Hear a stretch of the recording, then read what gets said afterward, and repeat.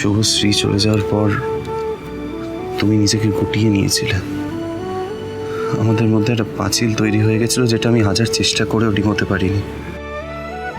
তাই নিজেকে কাজের মধ্যে ডুবিয়ে রেখেছিলাম। কিন্তু আজও শুভ, আমি তোমাকে আগের মতোই ভালোবাসি। আর তোমার এই হাসি মুখটা দেখলে এখনো এক্সাইটমেন্ট, আমার হার্টবিট বেড়ে যায়। আরে কি হচ্ছে আদি, এরকম ভাবে করিডোরে দাঁড়িয়ে কি করছো তুমি? এগুলো কি কোথায় এসে পড়ছে? সে কেউ আসলে আসুক, এসে কি দেখবে যে আদ্রিত আর শুভলক্ষ্মী এখনো একে অপরকে কতটা ভালোবাসে, তাদের বন্ডিং কতটা স্ট্রং। এত বছরে হাজার ঝুট ঝামেলা মিটিয়েও এখনো তারা একে অপরকে অতটাই ভালোবাসে। এবং আমাদের শ্রী, ও দেখবে একদিন যে ওর মা বাবা ওকে যতটা ভালোবাসে, একে অপরকেও কিন্তু ততটাই ভালোবাসে।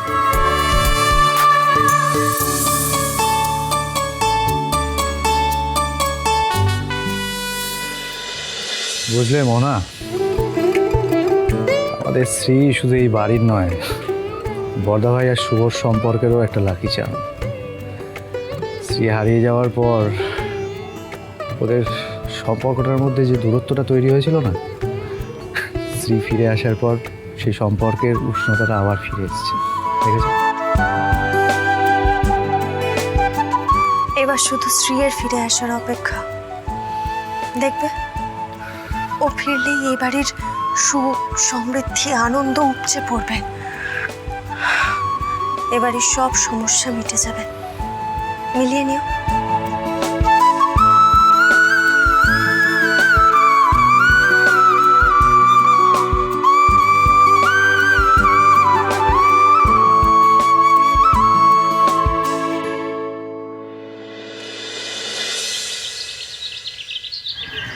এই তোরা ঠিক জানিস সময় সেমিনার রুমের দিকে এসেছে?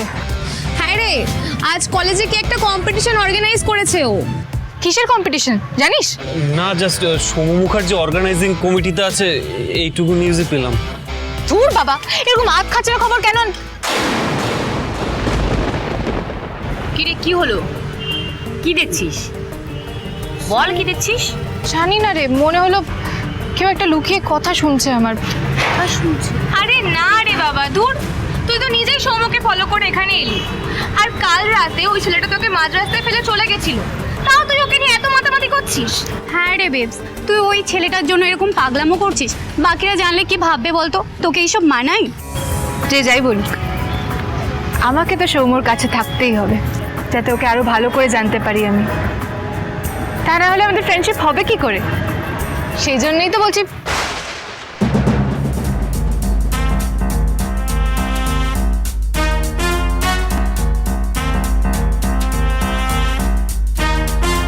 এতক্ষণ ঋষি আমাকে ফলো করছিল, তার মানে ওই রায়বাড়ির লোকেরা ফোন করে থামেনি। এখন আমার পেছনে ক্যাব লাভ ভিতরটাকে ফিট করেছে। রিডিকুলাস। চল ভেতরে যাই, কম্পিটিশন স্টার্ট হওয়ার সময় হয়ে গেছে। হ্যাঁ চল।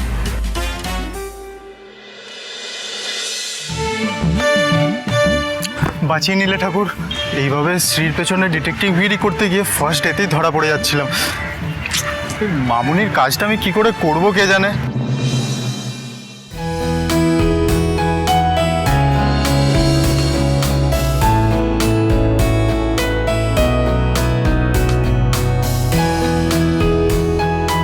আরে তাড়াতাড়ি যাও, এত দেরি করলি কেন? কি হলো? যাও জলদি যাও, নাম লেখাও, যাও যাও যাও যাও যাও তাড়াতাড়ি। সৌম্য, হাই।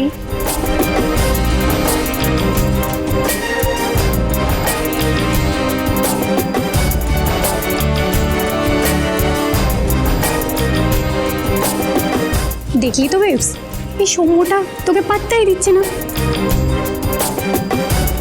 পাত্তা না দিয়ে কতক্ষণ থাকবে? হ্যাঁ, কম্পিটিশন কখন শুরু হবে? এই তো এক্ষুনি শুরু হয়ে যাবে। আর ওই সৌমদা আছে না, ওই সবটা অ্যারেঞ্জ করেছে। আর এই ফার্স্ট ইয়ারে পড়ে সাজবাতি, জানো তো, খুব মেয়েটা কিন্তু খুব ভালো, পড়াশোনা তো ভালো, ও কিন্তু খুব হেল্প করছে। তাই তো এই কম্পিটিশনে সৌমদা ওকে জোর করে পার্টিসিপেট করাচ্ছে।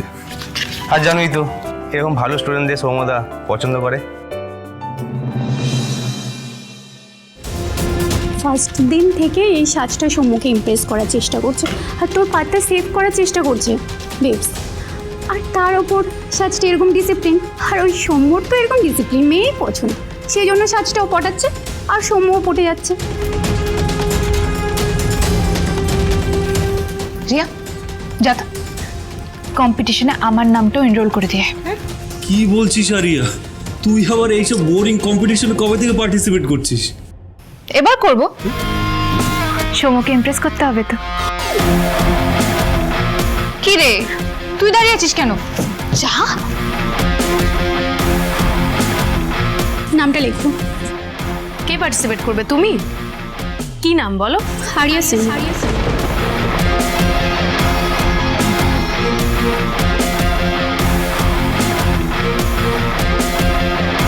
লেখো।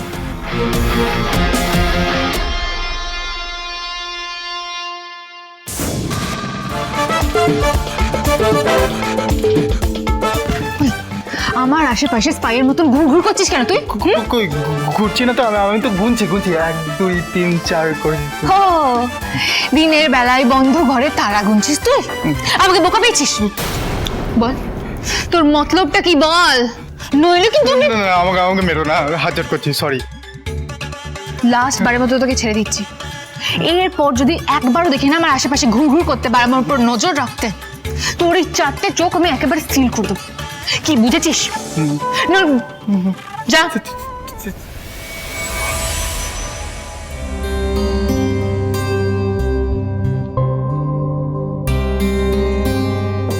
Hello hello hello. যারা যারা আজকের কম্পিটিশনে অংশগ্রহণ করেছো তারা তাড়াতাড়ি আমাদের সেমিনার রুমে চলে এসো, আমরা আমাদের কম্পিটিশন খুব তাড়াতাড়ি শুরু করতে চলেছি। I'm coming.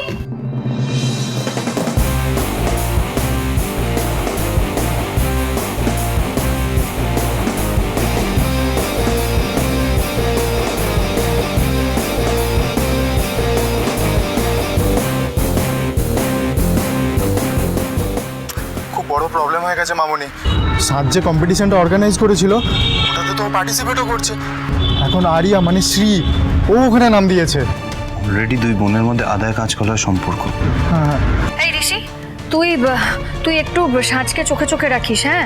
আর যদি দেখিস যে কোনো গন্ডগোল হতে পারে তাহলে কিন্তু তুই সবটা সামলে নিবি, কোনো গন্ডগোল যেন না হয়, ঠিক আছে? তোকে দায়িত্ব দিলাম ঋষি। আর শোন, সাজ যেন মাথা ঠান্ডা রাখে, তুই কিন্তু দেখিস। আর দেখ শ্রীকেও কিন্তু চোখের আড়াল করিস না, আর যা যা হতে থাকবে শুভকে সবটা আপডেট দিবি। হ্যাঁ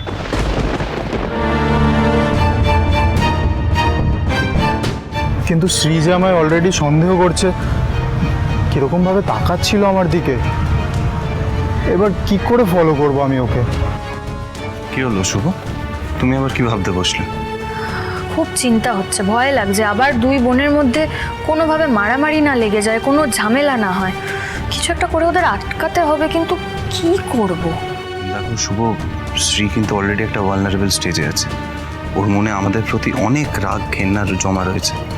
তাই এমন কিছু করো না যাতে হিতে বিপরীত হয়ে যায়, মানে সম্পর্কটা আরো তেতো না হয়ে যায়।